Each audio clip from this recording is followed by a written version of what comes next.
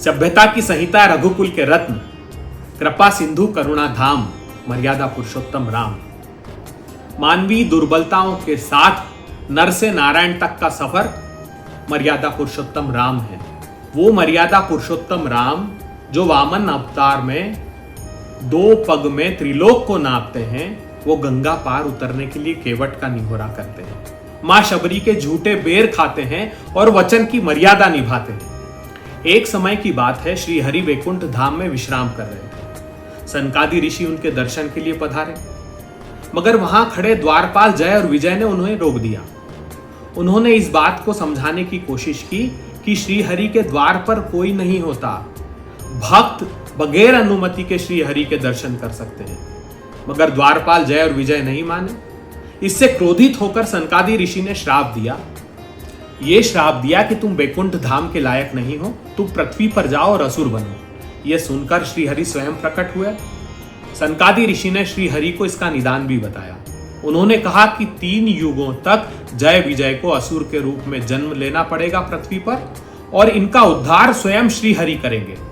तो सतयुग में पहला जन्म जय विजय ने हिरण्यकश्यप और हिरण्यकश्यप के रूप में लिया, और श्री हरि ने स्वयं नरसिंह और वराह अवतार में जय और विजय को मुक्ति प्रदान की। फिर द्वापर युग में जय विजय ने दंतवक्र और शिशुपाल के रूप में जन्म लिया, और भगवान विष्णु के अवतार के रूप में श्री कृष्ण जी ने सुदर्शन चक्र से उन दोनों को मुक्ति प्रदान की।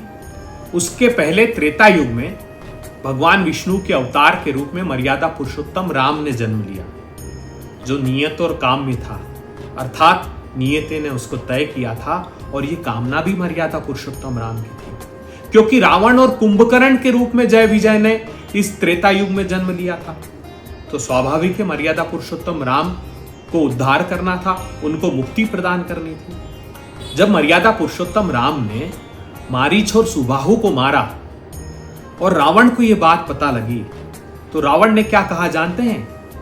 जिसने इतने वीरों को मार दिया तो निश्चित ही मैं समझ गया नारायण ने अवतार लिया।